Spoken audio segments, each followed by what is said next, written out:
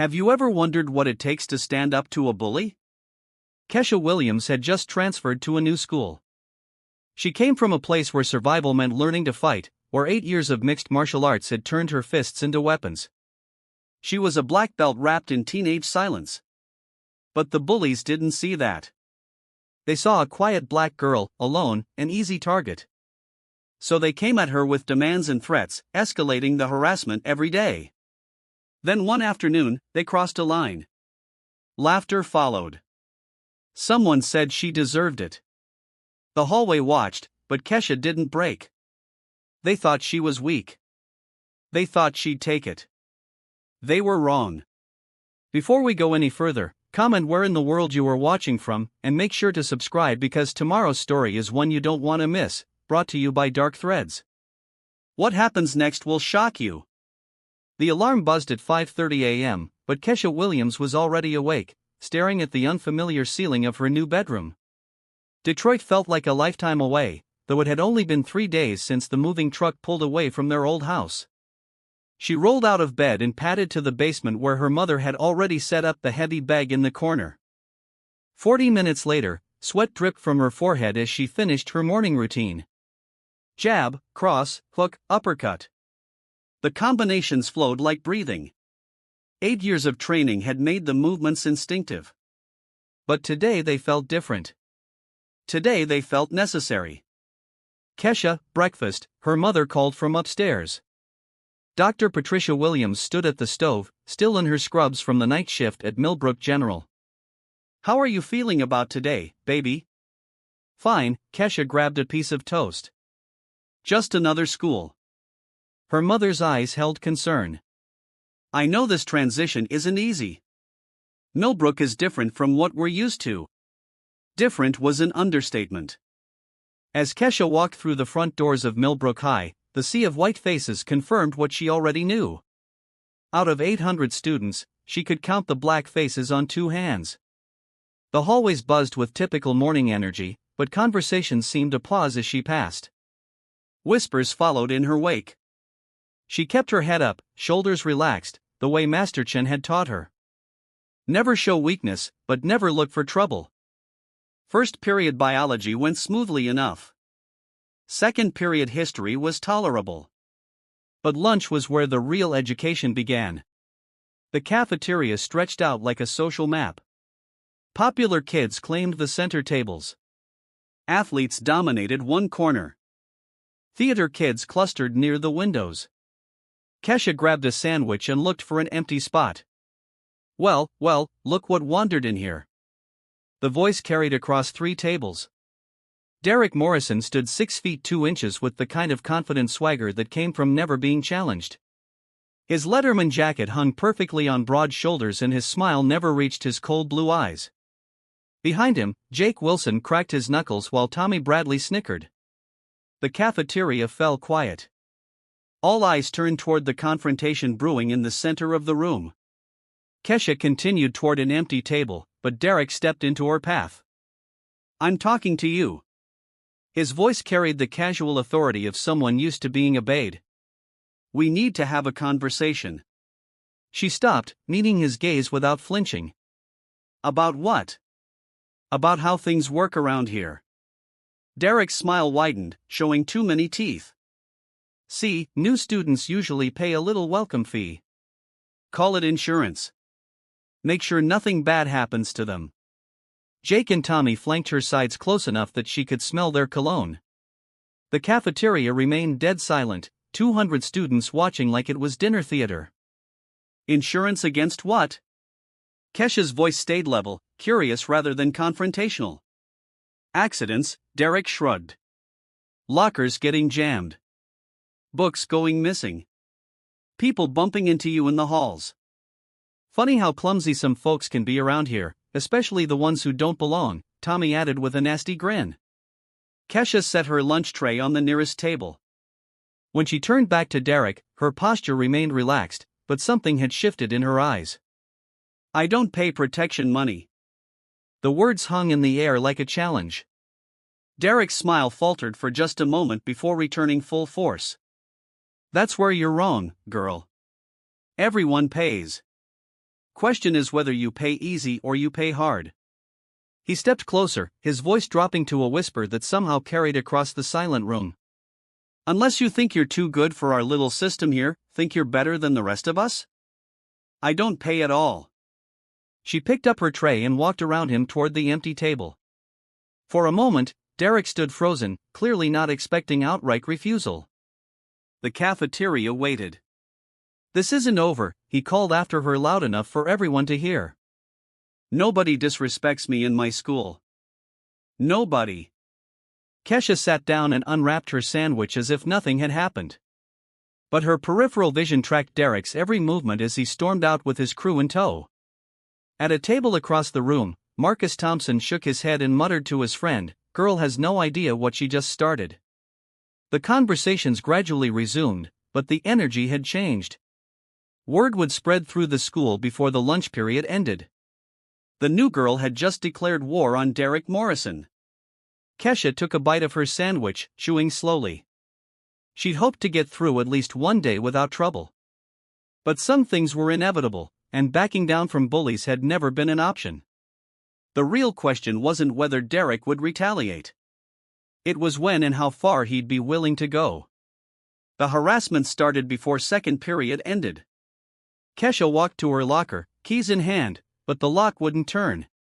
She tried again, checking the combination she'd memorized that morning. Nothing. Having trouble? Jake Wilson appeared beside her, grinning. Locks can be tricky when they get damaged. She examined the mechanism. Someone had jammed gum into the keyhole. Real mature. Just the beginning, Jake said, walking away backwards so he could watch her reaction.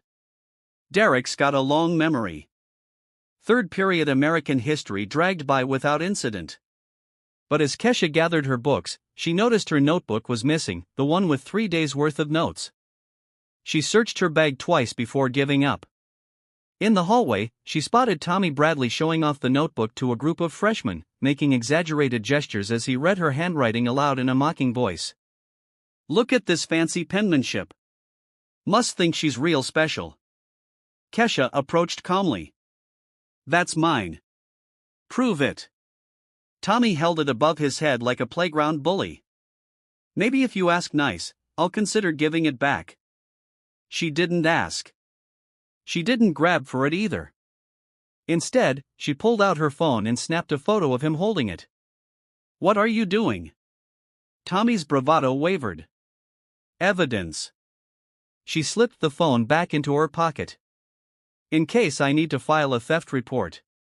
Tommy's face reddened, but he threw the notebook at her feet before stalking away.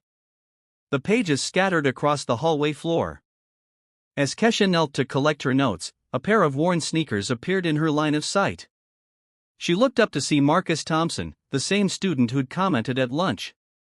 You need some advice, Marcus said quietly, glancing around to make sure they weren't overheard. I'm listening. Derek Morrison isn't just some rich kid playing tough.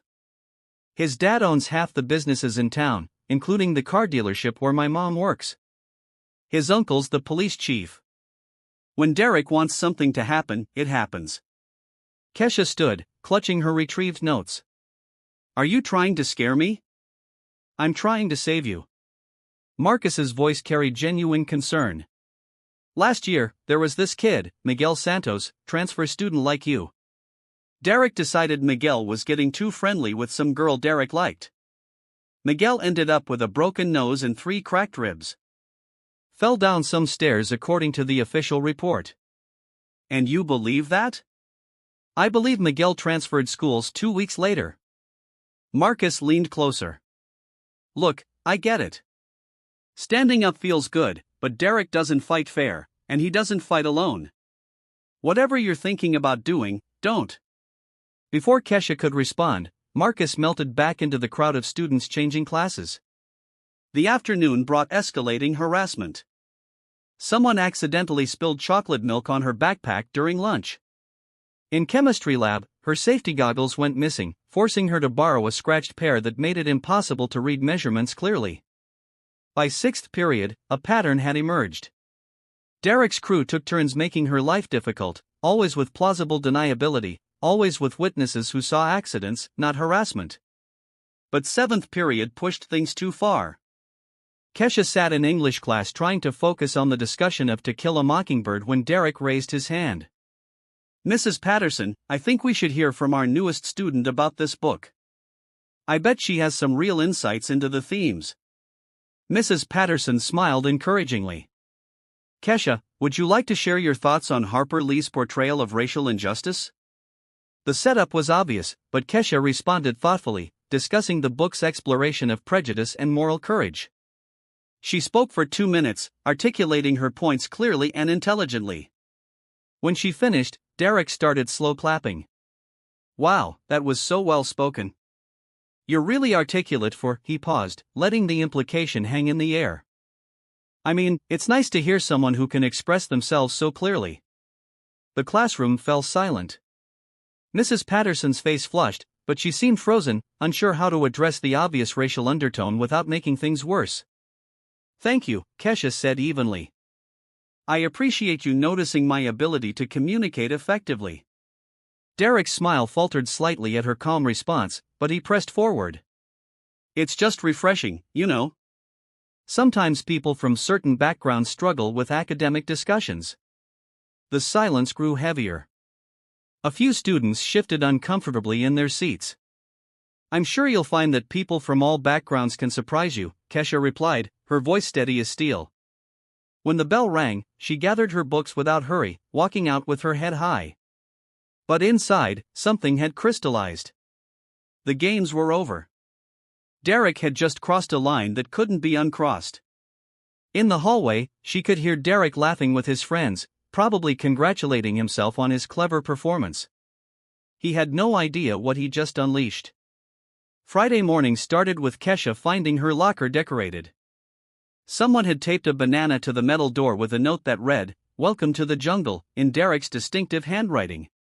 She removed it without expression, aware of the students gathering to watch her reaction. Some looked ashamed, others snickered. Kesha crumpled the note and tossed it in the trash, but she kept the tape as evidence.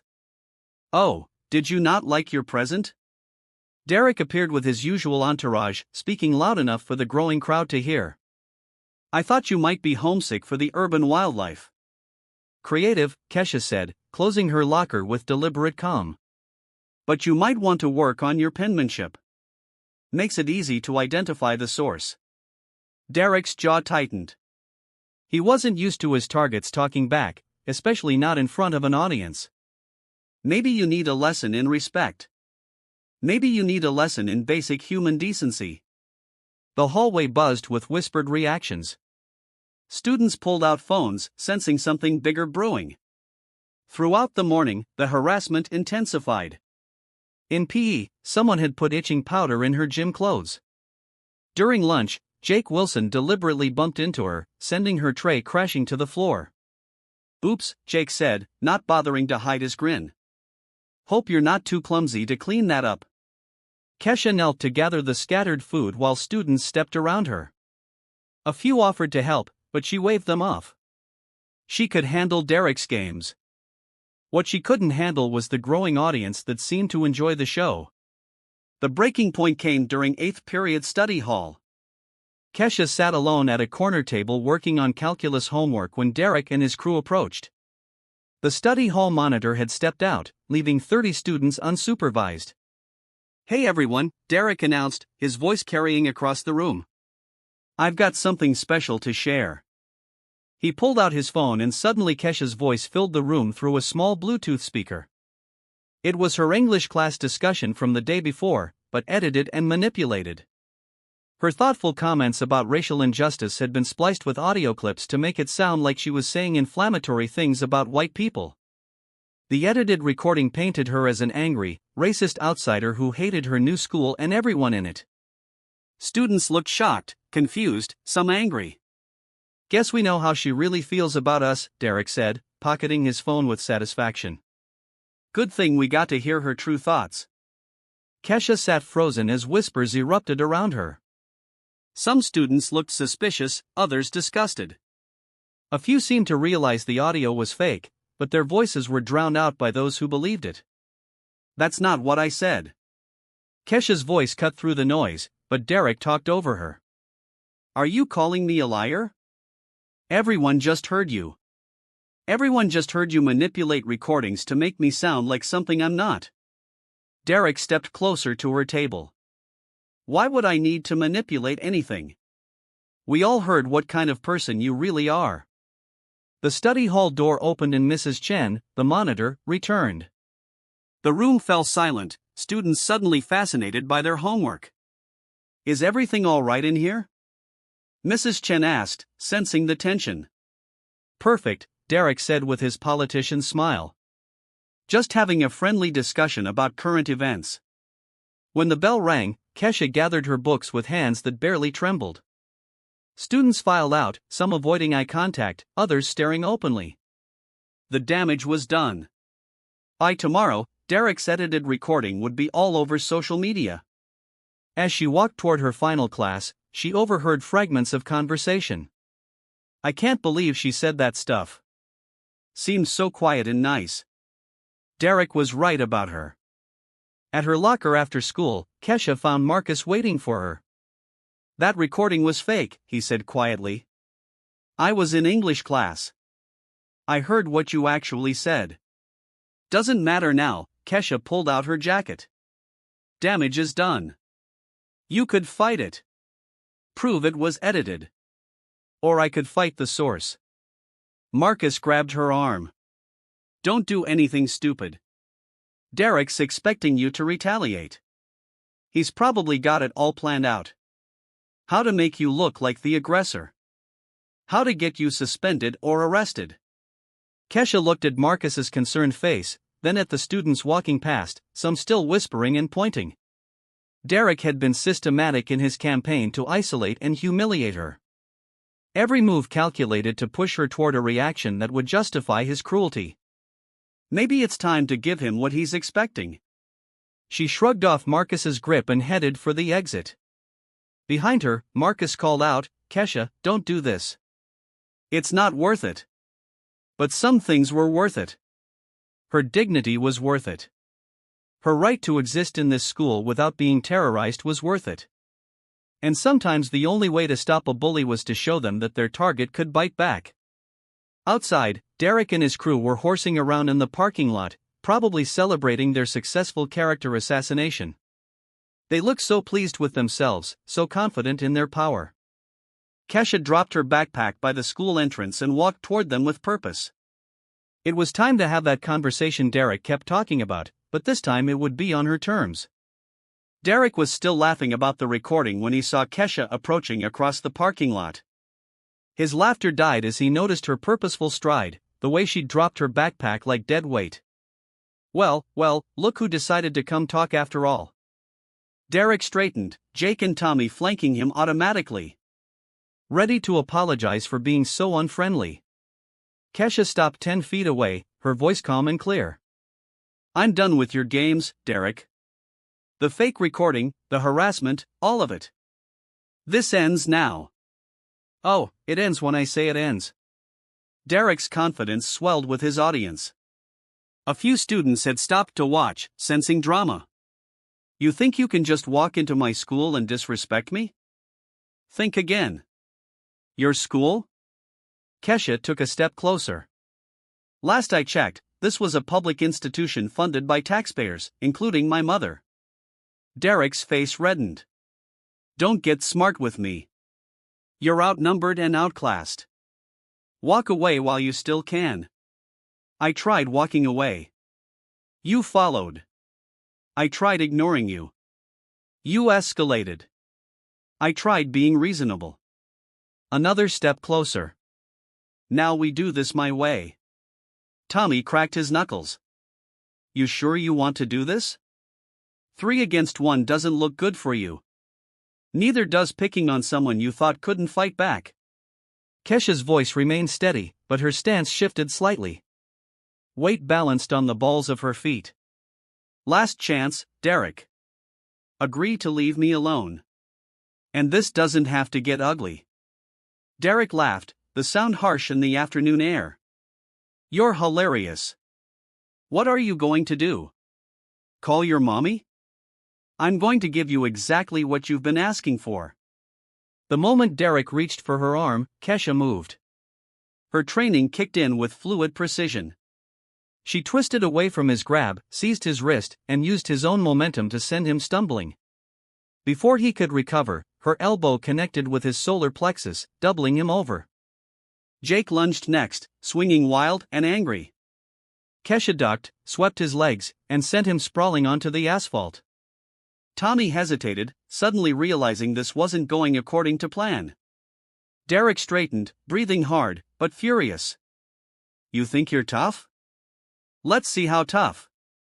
What followed was brutal and efficient. Derek had size and rage, but Kesha had skill and 8 years of disciplined training.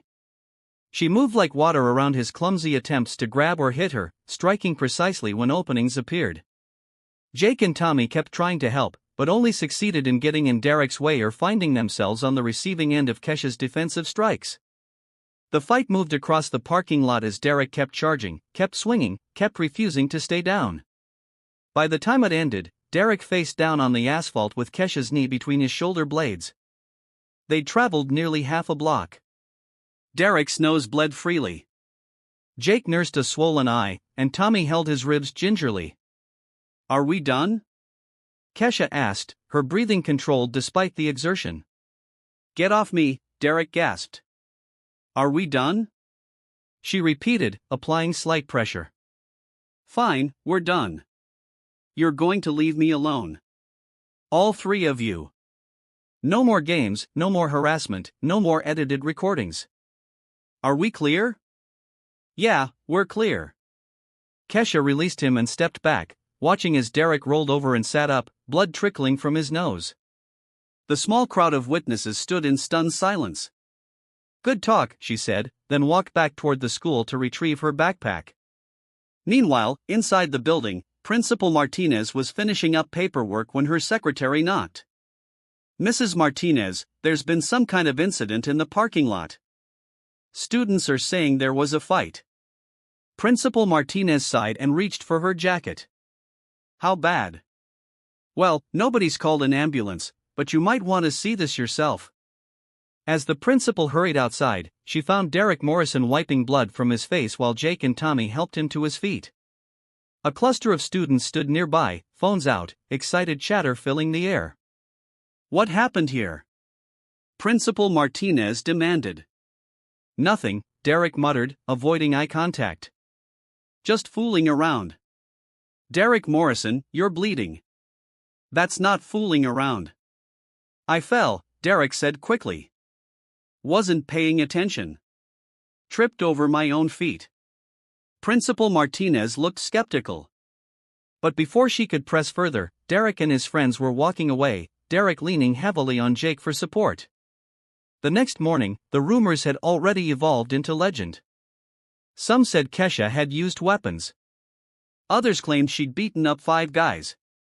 The truth was impressive enough, but high school gossip had never been constrained by facts. During second period, Jessica Martinez, a sophomore with nervous energy, approached Kesha at her locker with her friend Amber close behind.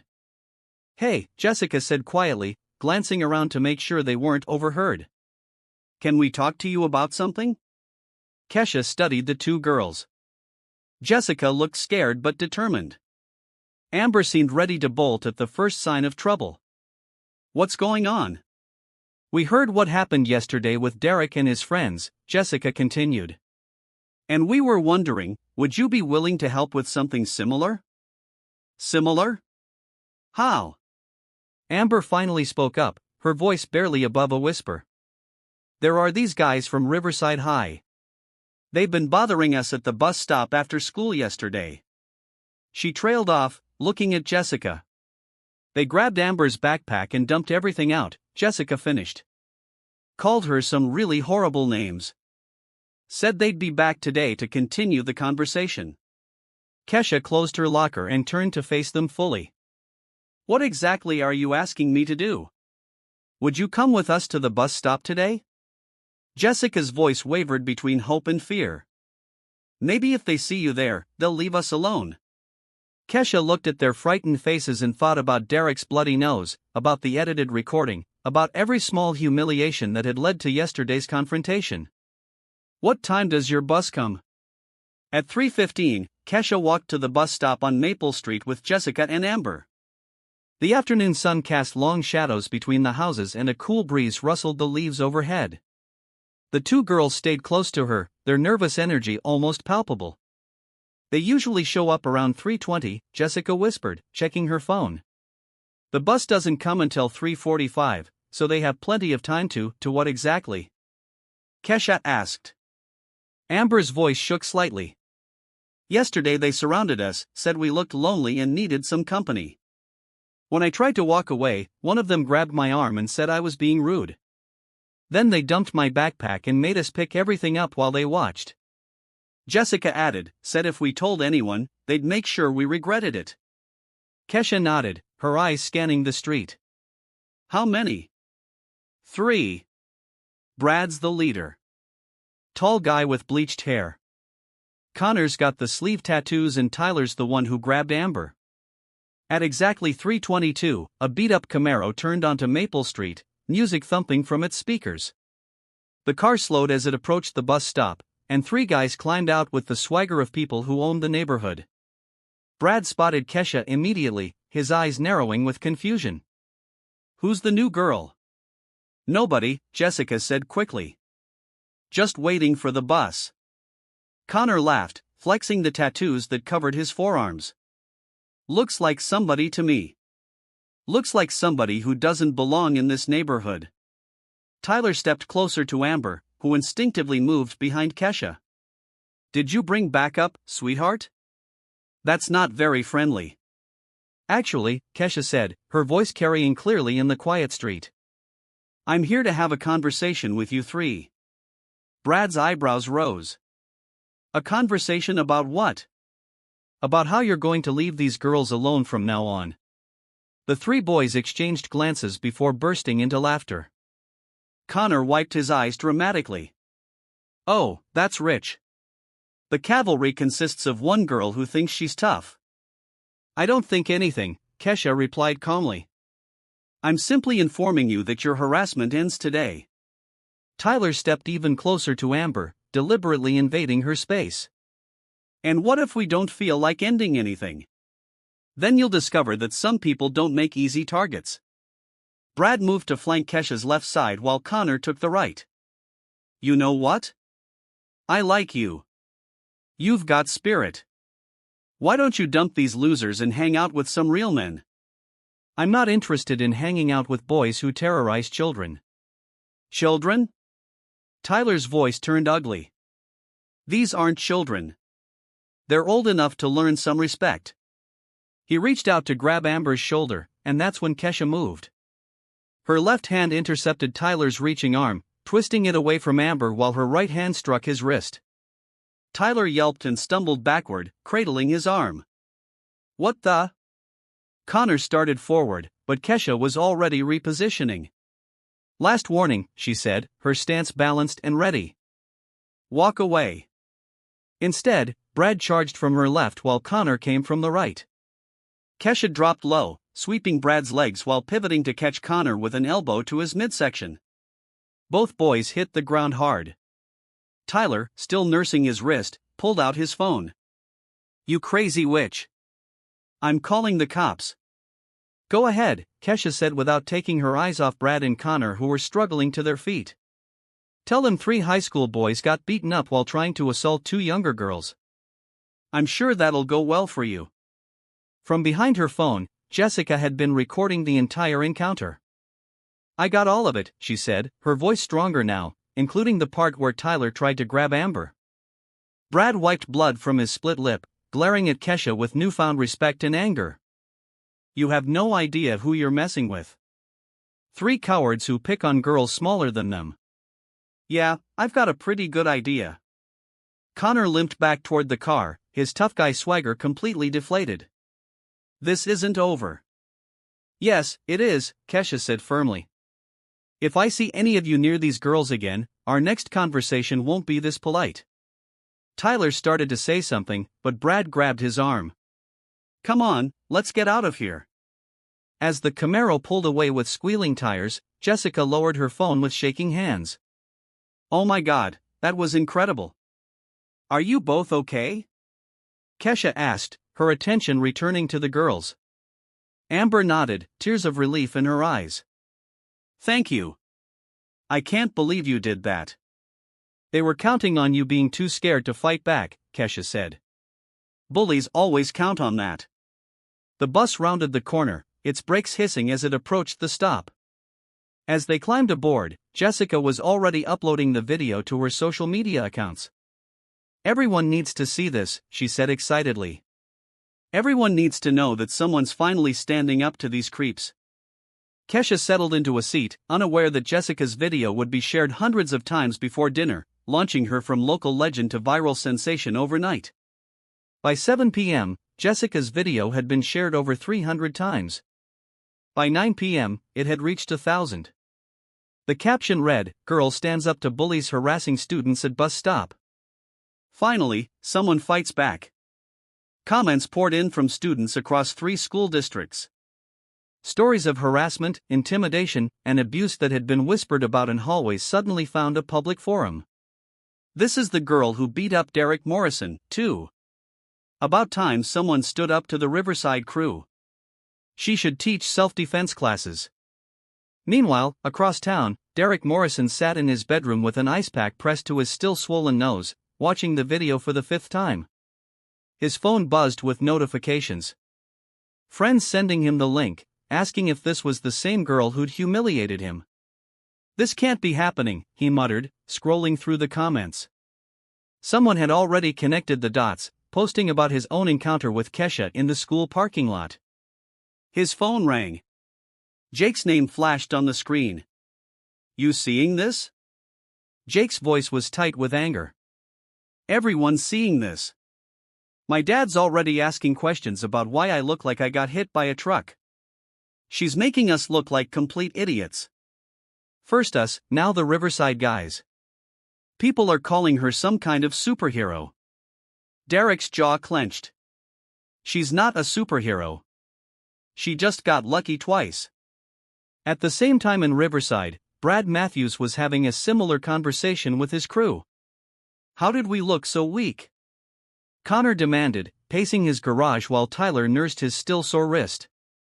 "3 of us against 1 girl and we got destroyed because she knew how to fight and we didn't expect it," Brad said, but his voice lacked conviction. Tyler pulled up the video again. "Look at this. She doesn't even look winded afterward. And now everyone's calling us cowards and bullies." "We are bullies," Connor snapped. "That's the point. Fear keeps people in line. But if word gets out that some high school girl can take us down, our reputation's shot. Nobody's going to respect us after this," Brad finished. Back at Milbrook High, the viral video was creating a different kind of chaos. Students who had suffered in silence were suddenly finding their voices. Principal Martinez arrived at school Monday morning to find her voicemail full of messages from parents. Some demanded Kesha be expelled for violence. Others praised her for protecting their children. Most wanted to know why the school wasn't already addressing the harassment their kids had been reporting. Her secretary, Mrs. Chen, handed her a stack of incident reports that had been submitted over the weekend. 12 students came forward with harassment complaints. All of them mentioned seeing the video and deciding they couldn't stay quiet anymore. Principal Martinez flipped through the reports, her expression growing more troubled with each page. "How did we not know about this? Some of these incidents happened off campus. Others, well, the students say they reported them, but nothing was done." During first period, Kesha found herself surrounded by students who wanted to thank her, ask her questions, or simply be near someone who had stood up to the system that had failed them. "You're like a real-life action hero," said a sophomore named Danny, whose own report detailed months of harassment by older students. "I'm not a hero," Kesha replied. "I just got tired of being pushed around." But even as students celebrated her actions, the administration was scrambling to control the narrative. Principal Martinez called an emergency meeting with the school board where the conversation quickly turned to damage control. "The incident happened off school property," board president Walsh insisted. "We can distance ourselves from this entirely. Can we? Principal Martinez pulled up the video on her laptop.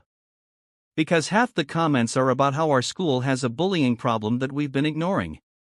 Board member Johnson leaned forward. What are you suggesting? I'm suggesting that maybe we should listen to what these students are saying instead of worrying about our image. The meeting grew heated as board members debated whether to support Kesha or suspend her for fighting. Meanwhile, a parent petition was circulating online demanding the school implement self-defense training and better protection for students. By lunch, over 50 students had signed up for a support group Jessica had organized. The group's mission was simple: create a safe space for students who had experienced harassment and advocate for better protection policies. As Kesha walked through the hallways, she noticed the change in atmosphere.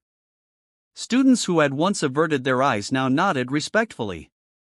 Teachers who had previously ignored subtle harassment were suddenly more vigilant.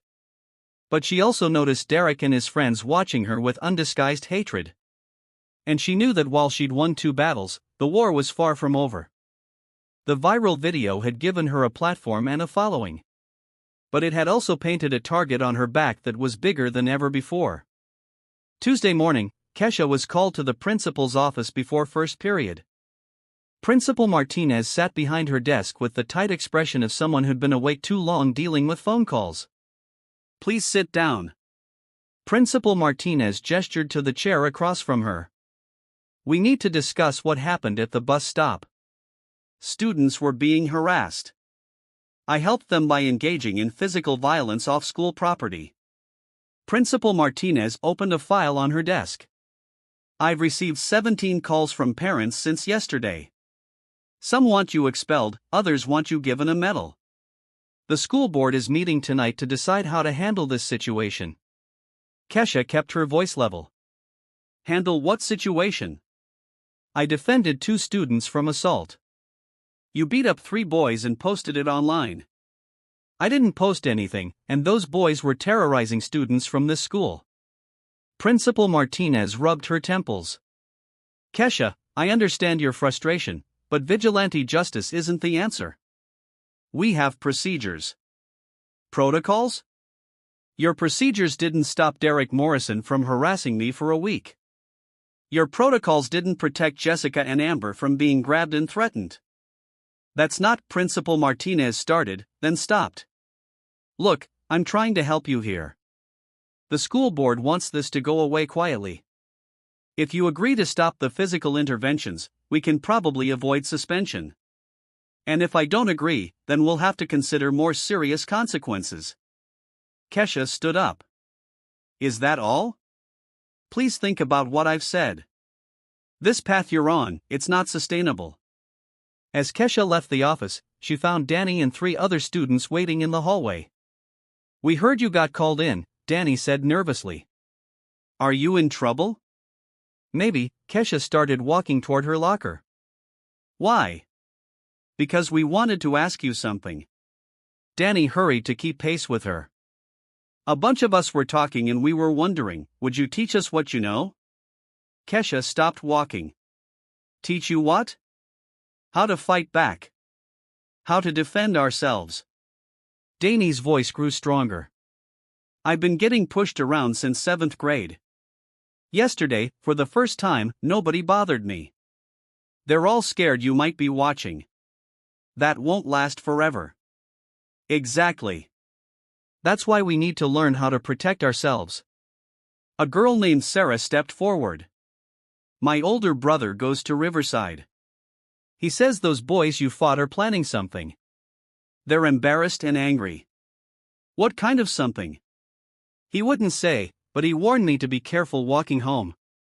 Meanwhile, in the gym office, Coach Rodriguez was having his own difficult conversation with Principal Martinez. You want me to ban her from using the gym? Coach Rodriguez crossed his arms. For what? For starting an unauthorized martial arts program. Parents are calling this a fight club. Have you seen what she's actually doing? She's teaching kids to defend themselves, basic moves, confidence building. It's exactly what half these students need. Principal Martinez sighed. The insurance liability alone is less than what we'll face when one of these harassment incidents turns into something worse. Coach Rodriguez leaned forward. Sarah, I've been teaching here for 12 years. I've never seen students more engaged in physical fitness than they've been this week. The school board doesn't see it that way. Then maybe the school board needs to spend some time in the hallways watching how these kids interact. Now, watching how the bullies are suddenly finding other things to do with their time. That afternoon, Kesha arrived at the gym to find 30 students waiting for her. Word had spread despite the administration's concerns. Students who had never spoken to each other were united by shared experiences of harassment and a desire to change their situations. I talked to Principal Martinez, Kesha announced. The school board doesn't want us meeting here. Disappointed murmurs rippled through the group. However, Kesha continued, this is technically after school hours, and Coach Rodriguez has given us permission to use the space. Coach Rodriguez emerged from his office. As far as I'm concerned, this is a fitness club focused on self-defense and confidence building, completely within school guidelines. The students erupted in cheers, but Kesha held up her hand for quiet. Before we start, everyone needs to understand something. This isn't about fighting. This is about having the skills and confidence to protect yourself and others. We don't look for trouble, but we don't run from it either. As she began teaching basic defensive stances, she noticed Derek and Jake watching through the gym's glass doors. Their expressions mixed anger with something that might have been fear. Derek turned to Jake. Look at them. She's building an army. What do we do about it? We make sure everyone understands that actions have consequences. Inside the gym, students practiced breaking free from wrist grabs and verbal de-escalation techniques, unaware that their newfound confidence was being viewed as a direct threat by those who had profited from their fear. By Friday, Kesha's self-defense program had grown to over 60 students. The corner of the gym buzzed with activity as teenagers practiced escaping holds, building confidence, and learning to project strength through body language. Remember, Kesha called out to the group, the goal is always to de-escalate and get away safely. Fighting is the last resort, not the first option. Sarah, who had been quiet and withdrawn just a week ago, now stood straighter as she practiced defensive moves. I can't believe how different I feel, she told Danny during a water break. Like I actually have some control over what happens to me. Same, Danny replied, wiping sweat from his forehead. Yesterday, when those seniors tried to mess with me in the hallway, I just looked them in the eye and kept walking. They backed off. Coach Rodriguez watched from his office, taking notes for his report to Principal Martinez. The transformation in these students was remarkable. Not just physically, but in their entire demeanor. They walked taller, spoke with more confidence, and seemed to support each other in ways he'd never seen before. But while the program flourished inside the gym, outside, forces were mobilizing against it. That same Friday evening, Derek Morrison sat in his car in the parking lot of a 24-hour diner on the edge of town, waiting. His nose had healed, but his pride remained shattered. The video of his humiliation had been viewed over 10,000 times with comments that made his stomach churn. At 8:30, a beat-up Camaro pulled into the parking spot next to him. Brad Matthews climbed out, followed by Connor and Tyler. All three looking as angry and frustrated as Derek felt. Took you long enough, Derek said as they slid into the booth across from him and Jake. Had to make sure nobody followed us, Brad replied, his voice tight. Can't afford any more videos going viral. Tommy shifted uncomfortably. I still think this is a bad idea. What if someone finds out we're working together? Nobody's going to find out, Derek snapped. Unless you plan on running your mouth. Connor leaned forward. Look, we all have the same problem. This girl made us look weak, and now everyone thinks they can stand up to us. Our reputations are garbage. It's worse than that, Jake added. She's teaching other kids to fight back. Yesterday, some freshman actually pushed back when I tried to mess with him. A freshman. Tyler nodded angrily. Same thing's happening at our school. Kids who used to hand over lunch money are suddenly growing spines. Derek pulled out his phone and showed them a video from that afternoon's training session. 60 kids. She's got 60 kids learning to fight. In a month, it'll be 100. So, what's your plan? Brad asked. Derek's smile was cold and calculating. We can't touch her physically anymore. Too many people watching, too many cameras. But we can destroy her legally. How? Assault charges. My dad knows people in the legal system. We file complaints with the police, claim she attacked us unprovoked, get her arrested, expelled, maybe even sent to juvenile detention. Connor frowned. But there's video evidence of what really happened. Videos can be misinterpreted, Derek said smoothly. Especially when you have the right lawyer explaining them to a judge. My dad's already talked to our family attorney. What about the bus stop thing? Tyler asked. That video is everywhere. 3 high school boys versus 1 girl. We'll claim she was armed, that we were defending ourselves.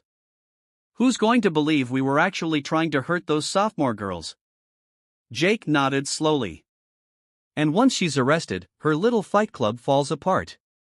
Kids go back to being scared and we go back to being in control. Brad looked skeptical. This could backfire.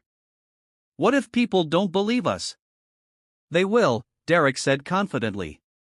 Because my family has influence in this town and hers doesn't. Because we're the victims here, not her. The 6 boys spent the next hour planning their strategy. They would coordinate their stories, file complaints simultaneously, and present a united front claiming that Kesha Williams was a dangerous individual who had attacked innocent students without provocation. Meanwhile, back at the school, Kesha was finishing up the training session, unaware of the legal trap being set for her. Same time Monday? Sarah asked as students gathered their belongings. Absolutely, Kesha replied. And remember, practice your situational awareness over the weekend. Trust your instincts. As the students filed out, chattering excitedly about their progress, Coach Rodriguez approached Kesha. You've done something special here, he said quietly. These kids are different, stronger. They were always strong, Kesha replied. They just needed to remember it. Be careful, though. Change like this makes some people nervous, especially people who benefit from the old system. Kesha nodded, gathering her own things. She'd felt the tension building all week. The way Derek and his friends watched her, the whispered conversations that stopped when she approached, the sense that something was brewing beneath the surface. What she didn't know was that the storm was about to break and it would test not just her fighting skills, but her faith in justice itself. Monday morning, Dr. Patricia Williams received the call that changed everything. She was reviewing patient charts at the hospital when her phone rang with an unfamiliar number. Dr. Williams, this is Sergeant Hayes with the Milbrook Police Department. We need you to come down to the station with your daughter. Patricia's blood went cold. Is Kesha hurt? What happened? She's not hurt, ma'am. But assault charges have been filed against her. We need to bring her in for questioning. Assault charges? That's impossible. My daughter doesn't, ma'am. We have 6 complainants. I suggest you contact a lawyer. Patricia's hands shook as she called Kesha's school, then her own supervisor to request emergency leave. By the time she reached Milbrook High, police were already waiting in the principal's office. Principal Martinez looked stricken as she explained the situation. 6 boys from 2 different schools have filed formal complaints claiming Kesha attacked them without provocation. That's ridiculous, Patricia said firmly. My daughter was defending herself and protecting other students. The complainants tell a different story, Sergeant Hayes said, checking his notes. They claim she's been systematically targeting and assaulting male students. They're requesting restraining orders. When Kesha was called to the office, her calm composure wavered for the first time since transferring to Milbrook. Seeing her mother's worried face and the police officer's stern expression, she understood that Derek's retaliation had taken a form she hadn't anticipated. Am I under arrest? She asked quietly. Not yet, Sergeant Hayes replied. But you need to come to the station for questioning. Your mother can accompany you. As word spread through the school that Kesha had been taken away by police, the student body erupted into organized chaos. Jessica Martinez burst into tears when she heard the news. "This is my fault," she sobbed to Sarah. "If I hadn't posted that video." "No," Sarah said firmly, surprising herself with her own strength. "This is Derek's fault and Brad's and all the other bullies who can't stand that someone finally stood up to them." Within an hour, students were organizing. Danny created a group chat called Justice for Kesha that grew to over 200 members in 30 minutes. Videos from the bus stop incident were reposted with detailed explanations of what had really happened. Marcus Thompson, who had tried to warn Kesha weeks ago, now found himself leading an impromptu protest in the school cafeteria. "They're trying to destroy her for protecting us," he announced to anyone who would listen. "For giving us the courage to protect ourselves." Meanwhile, at the police station, Kesha sat in an interrogation room with her mother and the court-appointed lawyer Patricia had hastily contacted. "Tell me exactly what happened," the lawyer, Ms. Rodriguez, said, "starting with your first day at school." Kesha recounted everything. Derek's protection money demand, the escalating harassment, the edited recording, the parking lot confrontation, and the bus stop incident. Her mother listened with growing anger as details emerged that Kesha had never shared. "Why didn't you tell me about this?" Patricia asked, hurt evident in her voice. "Because I thought I could handle it myself, and because I knew if you complained to the school, it would just make things worse." Ms. Rodriguez took notes furiously. "Do you have any evidence of this harassment?" "Some. I took photos of things they did to my locker. There might be security footage of some incidents." Back at school, Coach Rodriguez was having his own heated conversation with Principal Martinez. "You know this is wrong," he said, his voice tight with controlled anger. "You've seen what that girl has done for our students, the confidence she's given them, the way she's helped them stand up for themselves." "My hands are tied," Principal Martinez replied. 6 families have filed complaints. The school board is in crisis mode because they're more worried about lawsuits than about doing what's right. Coach Rodriguez, no. Let me finish. I've watched Derek Morrison and his friends terrorize students for years. I've filed reports, recommended interventions, suggested consequences. And what happened? Nothing. But one girl stands up to them. And suddenly everyone's concerned about violence in schools. The conversation was interrupted by a knock on the door. Mrs. Chen entered looking overwhelmed. "Principal Martinez, there are about 50 students in the main hallway holding signs. They're demanding Kesha's charges be dropped." "Signs? What kind of signs?" "Justice for Kesha. Stop protecting bullies. She defended us. And there are parents arriving too. Lots of parents." Principal Martinez closed her eyes. "Call the school board president. Tell him we have a situation." As the protest grew outside, Dr. Williams sat beside her daughter in the police station, watching her child face consequences for having the courage to stand up to injustice. "Whatever happens," Patricia whispered, "I'm proud of you." Kesha squeezed her mother's hand, knowing that the fight for her freedom was just beginning, but also knowing that she was no longer fighting alone. 2 weeks later, the night before the trial, Kesha sat at her kitchen table reviewing her testimony with Ms. Rodriguez. The lawyer had become a fierce advocate, working pro bono after seeing the evidence of systematic harassment. "Remember," Ms. Rodriguez said, tapping her pen against her legal pad. "Stick to the facts. Don't let their lawyer provoke you into anger. That's exactly what they want." "What if the judge doesn't believe me?" Kesha asked, voicing the fear that had kept her awake for nights. "Then we'll appeal. But I think you'll be surprised by how much support you have." Dr. Williams entered the kitchen carrying a box of printed emails. "These are just from today," she said, setting it down heavily. "Letters of support from parents, students, even teachers from other schools who heard about the case." Ms. Rodriguez smiled. "The prosecutor's office is getting similar correspondence. Public opinion is strongly in your favor." Across town, Derek Morrison was having a very different conversation with his father's attorney, Mr. Blackwood, a sharp-dressed man with cold eyes and an expensive watch. "I want you to understand something," Blackwood said, his voice cutting through the tension in the Morrison family's living room. "If any inconsistencies emerge in your testimony tomorrow, this entire case falls apart." Derek shifted uncomfortably. "There won't be any inconsistencies. There better not be. Because if it comes out that you've been lying, assault charges will be the least of your problems. Filing false police reports is a felony." Jake and Tommy exchanged nervous glances from their seats on the leather couch. The weight of what they'd done was beginning to sink in as the trial approached. "What about the videos?" Tommy asked weakly. "People are going to see what really happened." "Videos can be taken out of context," Blackwood replied smoothly. "That's why we're emphasizing the pattern of violent behavior. 6 separate incidents make it harder to claim self-defense." Meanwhile, Brad Matthews was facing his own crisis of confidence at the Riverside Boys emergency meeting. "I'm starting to think we made a mistake," Tyler said, pacing Connor's garage. "What if they have evidence we don't know about?" "Like what?" Brad snapped, but his voice lacked its usual authority.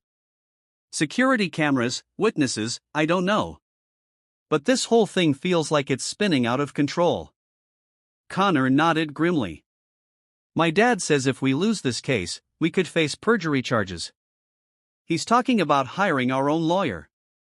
"Your dad's right to be worried," Tyler said. "Because I heard something today. Apparently, there are going to be like 20 students testifying for her tomorrow." Back at Milbrook High, those 20 students were gathering in the school library for a final preparation session organized by Marcus Thompson and Jessica Martinez. "Remember," Marcus addressed the group, "just tell the truth about what you saw and experienced. Don't exaggerate. Don't add details you're not sure about." Sarah raised her hand. "What if they try to make us look like liars?" "Then we stay calm and stick to our stories," Jessica replied. "Because our stories are true." Danny nodded firmly. "I've been bullied by Derek for 3 years. Tomorrow I finally get to tell someone in authority what that was like." Coach Rodriguez, who had been listening from the back of the room, stepped forward. "I want you all to know how proud I am of your courage. Standing up in court takes the same kind of bravery Kesha showed in that parking lot." "Will you be testifying too, Coach?" Sarah asked. "I will, and so will Principal Martinez, though she doesn't know it yet." The group looked surprised. Marcus frowned. "She's going to testify for Kesha. She's going to testify about the harassment reports that were filed and ignored, the pattern of behavior that led to this situation," Coach Rodriguez said. Ms. Rodriguez subpoenaed her this afternoon. As the meeting wrapped up, students hugged each other goodbye, knowing that tomorrow would determine not just Kesha's fate, but the future of their school's culture. That night, Kesha lay awake staring at the ceiling, thinking about everything that had led to this moment. 8 months ago, she'd been a quiet kid in Detroit, focused on her training and her studies. Now, she was the center of a legal battle that had divided her new community. Her phone buzzed with a text from Jessica. "Whatever happens tomorrow, you changed everything here. Thank you." Similar messages had been coming in all evening from students she'd helped, parents whose children had found their voices, and even strangers who had seen the viral videos and been inspired by her courage.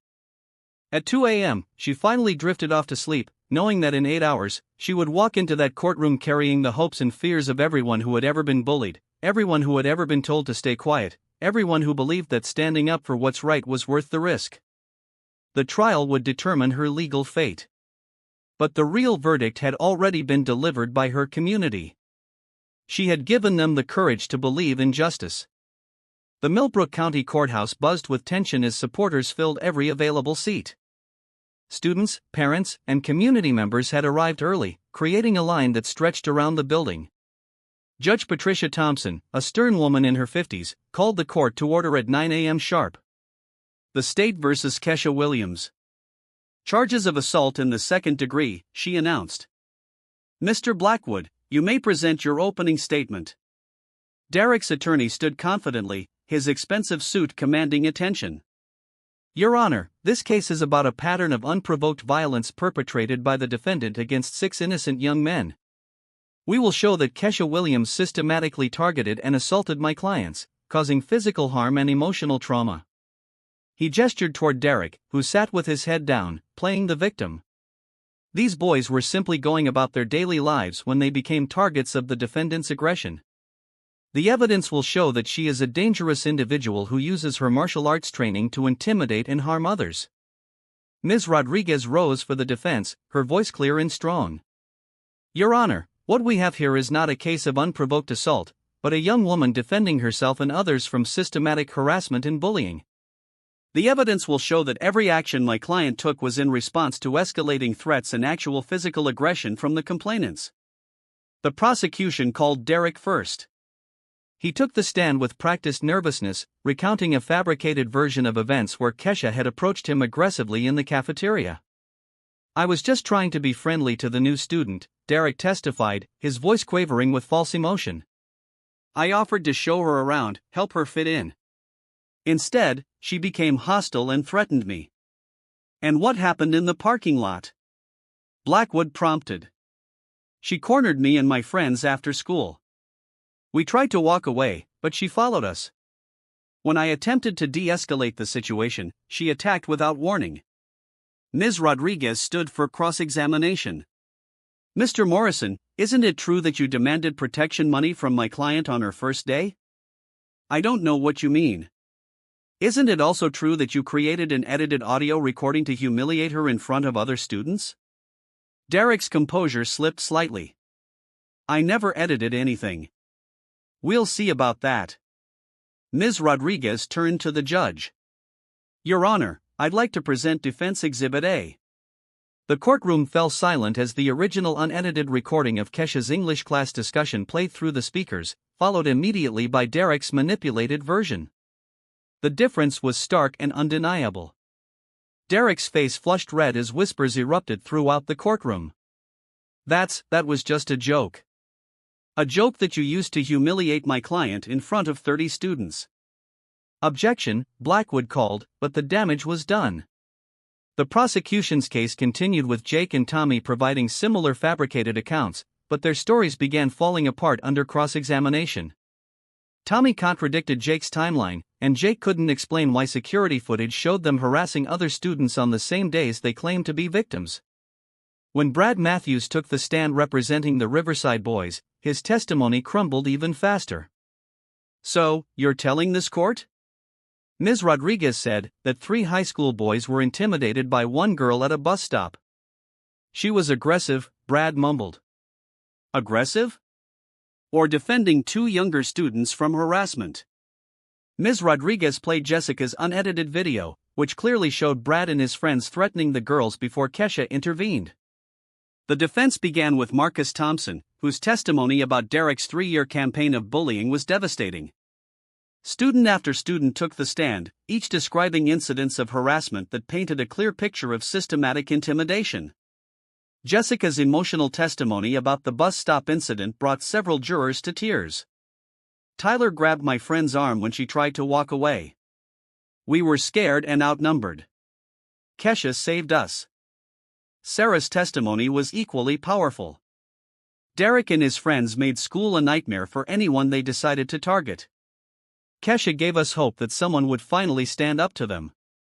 Principal Martinez's reluctant testimony about ignored harassment reports and the school's failure to protect students added institutional weight to the defense's case. Finally, Kesha took the stand herself. Her calm, measured responses contrasted sharply with the complainant's nervous evasions. I never wanted to fight anyone, she testified. I just wanted to go to school safely. When that wasn't possible, I defended myself and others who couldn't defend themselves. During closing arguments, Ms. Rodriguez spoke directly to the judge's sense of justice. Your Honor, the evidence is clear. My client acted in self-defense against systematic harassment and assault. To punish her for protecting herself and others would send a message that bullies can operate with impunity while their victims face criminal charges for standing up. Judge Thompson deliberated for 30 minutes before returning to the bench. The courtroom held its collective breath as she looked directly at Kesha. After reviewing all evidence and testimony, this court finds the defendant not guilty on all charges. Furthermore, I recommend that the district attorney investigate potential perjury charges against the complainants. The courtroom erupted in cheers as Kesha hugged her mother and attorney, finally free from the legal threat that had hung over her for weeks. The gavel's final bang echoed through the courthouse as Judge Thompson's words settled over the packed courtroom. Derek Morrison sat frozen at the plaintiff's table, his face pale as the reality of perjury charges sank in. Behind him, his father's expression had shifted from confident authority to barely contained fury. "You told me this was a sure thing," Mr. Morrison hissed to Blackwood as reporters began approaching. "You said the girl didn't have a chance." Blackwood was already packing his briefcase, eager to distance himself from the disaster. "Your son lied to me about the evidence. There's nothing I could do once those recordings surfaced." Across the aisle, Jake Wilson and Tommy Bradley sat in stunned silence as their parents processed what had just happened. Mrs. Wilson's face was white with shock. "Perjury charges. That's a felony, isn't it?" "Mom, Jake started, but his mother cut him off. "We'll discuss this at home. And you'll be calling every family affected by this mess to apologize personally." Meanwhile, the Riverside boys were experiencing their own reckoning. Brad Matthews watched his carefully constructed tough guy image crumble as his father stood to leave without a word. Connor and Tyler followed behind, their bravado completely evaporated. "This is insane," Tyler whispered as they pushed through the crowd. "We could go to jail for this." "Should have thought of that before you decided to lie under oath," Connor's mother snapped, overhearing. "I raised you better than this." As the families of the complainants filed out in shame, the courthouse celebration was just beginning. Students who had testified surrounded Kesha with tears of joy and relief. "You did it!" Jessica cried, throwing her arms around Kesha. "You actually beat them." "We did it," Kesha corrected, looking around at all the faces that had supported her. "All of us together." Dr. Williams stood nearby, watching her daughter with a mixture of pride and amazement. The quiet girl who had moved from Detroit just months ago had become a symbol of courage for an entire community.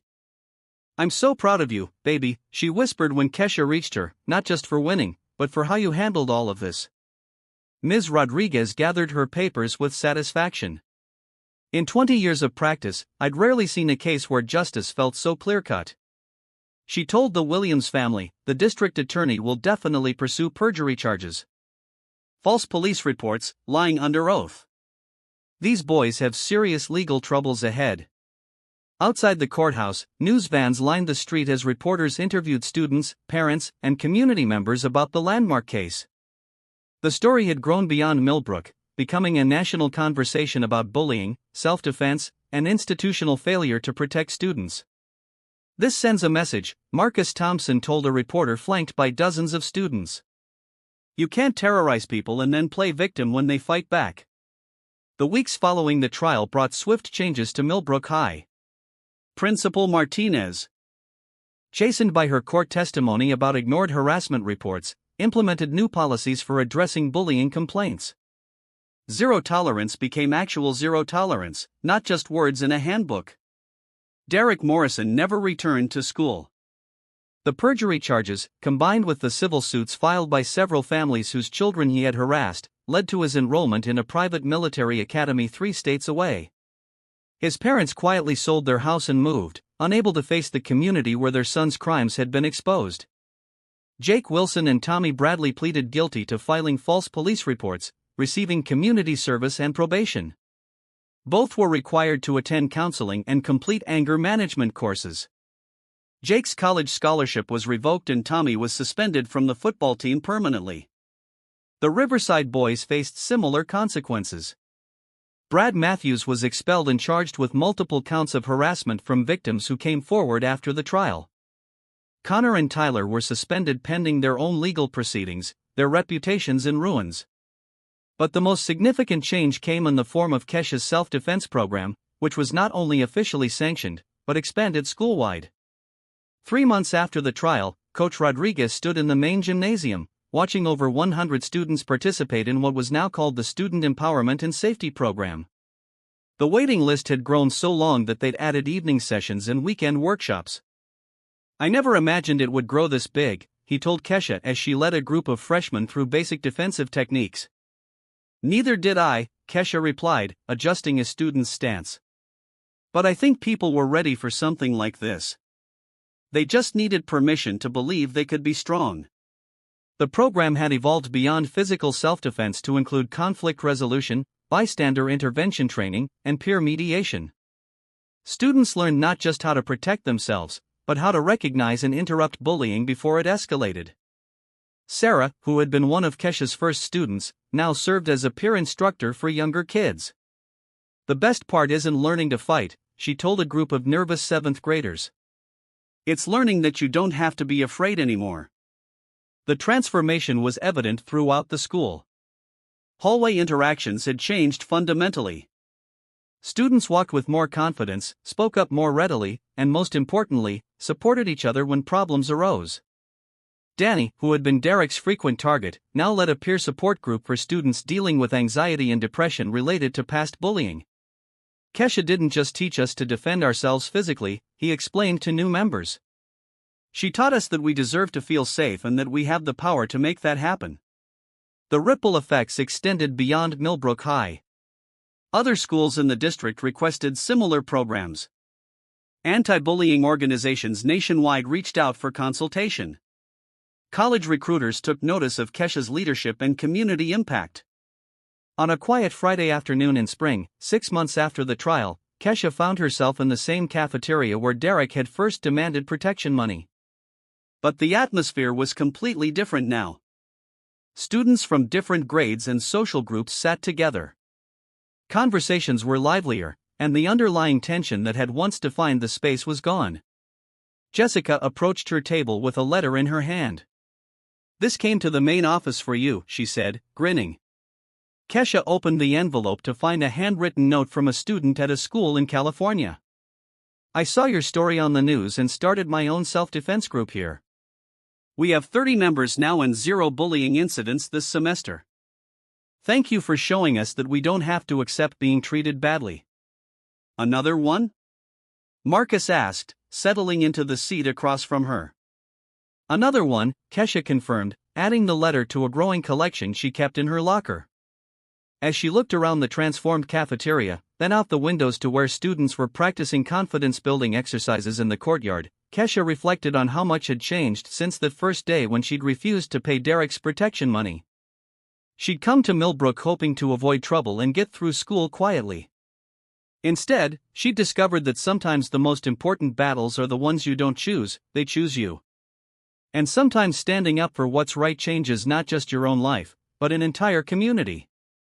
The bell rang, signaling the end of lunch. As students gathered their belongings and headed to class, they moved with an energy and confidence that would have been unimaginable just months before. Kesha smiled as she packed up her own things. Her mother had been right about Milbrook being different from Detroit. It was different. It was better. And she had played a part in making it that way. Walking through hallways that once felt hostile, surrounded by students who had found their voices and their strength, Kesha Williams knew that some fights are worth everything you put into them. I hope you enjoyed that story. Please like the video and subscribe so that you do not miss out on the next one, brought to you by Dark Threads. In the meantime, I have handpicked 2 stories for you that I think you will enjoy. Have a great day.